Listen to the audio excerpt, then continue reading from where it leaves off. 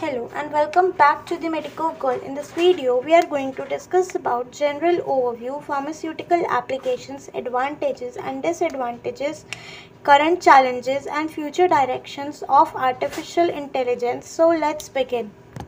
Artificial intelligence एक branch है computer science की जिसके पास एबिलिटी है कि वो कर सकता है टास्क जो कि यूजुअली ह्यूमंस करते हैं। ये डील करता है विद असिस्टिंग मशीन्स और फाइंड करना रेजोल्यूशन ऑफ कॉम्प्लेक्स प्रॉब्लम जो कि एक ह्यूमन लाइक फैशन में हो।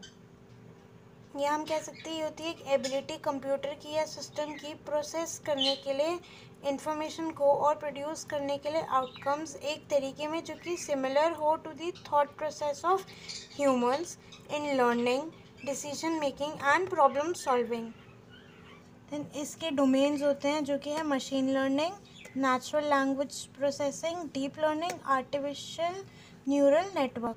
अब बात करते हैं हिस्ट्री ऑफ एआई की। तो 1942 में सबसे पहला इलेक्ट्रॉनिक कंप्यूटर आया था। 1956 में टर्म आई थी आर्टिफिशियल इंटेलिजेंट। 1960 में जो प्लेइंग स्ट्रैटेजी थी वो प्ले कर सकती थी एडवर्सिटी से, यानी कि चेकर्स आया था कि एक प्लेइंग प्रोग्राम था जो खेल सकता था ओपोनेंट्स के साथ। 1980 में आया था क्वालिटी कंट्रोल सिस्टम और 2000 में फर्स्ट सोफिस्टिकेटेड वॉकिंग रोबोट बना था।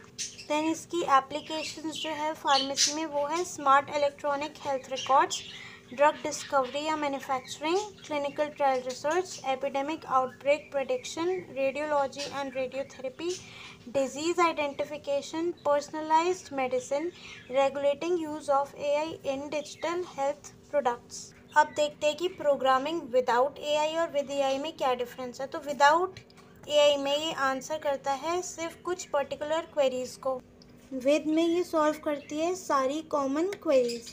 देन विदाउट में new development in program which leads to change in its structure.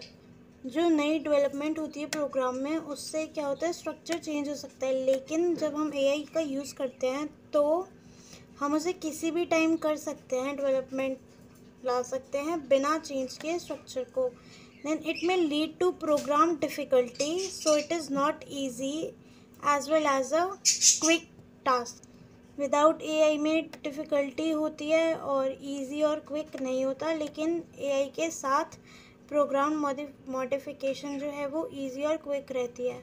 अब बात करते हैं एडवांटेजेस ऑफ एआई। तो सबसे पहला है एरर रिडक्शन, इससे हमें एक्यूरेसी मिलती है with high degree of precision. दूसरा है डिफ़िकल्ट एक्सप्लोरेशन, जो कि माइनिंग या अदर फ्यूल एक्सप्लोरेशन प्रोसेस होते हैं वो बहुत ज़्यादा डिफ़िकल्ट होते हैं, जिसमें एआई हमारी हेल्प कर सकता है। डेली एक्सप्लोरेशन, जिसमें हमारी ऑटोमेटेड रीजनिंग, लर्निंग और परसेप्शंस आती हैं। डिजिटल असिस्टेंट, जो यूज़ करते हैं हम लोग अवतार्स और जो कि रेप्लिका होते हैं, डिजिटल असिस्टेंट होते हैं जो इंटरेक्ट करते हैं यूज़र्स के साथ। देन आती है रिपीटेटिव जॉब्स या फिर हम कह सकते हैं मल्टीटास्किंग, जो मशीन है वो बहुत जल्दी थिंक करके बहुत सारे काम एक साथ कर सकती है। और लास्ट आता है मेडिकल एप्लीकेशन, इसमें डॉक्टर्स जो है असेस करते हैं पेशेंट को और एजुकेट कर सकते हैं उनको साइड इफ़ेक्ट्स वगैरह के बारे में यूज़ करते हुए एआई। अब बात करते हैं डिसएडवांटेजेस के बारे में। तो है high cost, no replicating humans, यानी कि ह्यूमंस को पूरी तरीके से कॉपी नहीं कर सकते। No improvement with experience, no original creativity, और इसकी वजह से हो रही है अनएम्प्लॉयमेंट। लास्ट टॉपिक है current challenges and future directions. तो जो बहुत सारी फार्मास्यूटिकल कंपनी है बड़ी, वो इन्वेस्ट करी है एआई में ताकि वो डेवलप कर सके अच्छे डायग्नोसिस और बायोमार्कर्स, ताकि वो आइडेंटिफाई कर सके ड्रग टारगेट्स को और डिज़ाइन कर सके नए ड्रग्स और प्रोडक्ट्स। 2012 में मार्च में मर्क ने पार्टनरशिप में विद न्यूमरेट फोकस किया था डेवलप करने के लिए नोवेल स्मॉल मॉलिक्यूल्स, जो कि ड्रग है और सीवियस डिजीज़ टारगेट। और 2016 में दिसंबर में फाइज़र ने और आईबीएम ने अनाउंस की थी partnership to accelerated drug discovery in इम्यूनोकोलॉजी।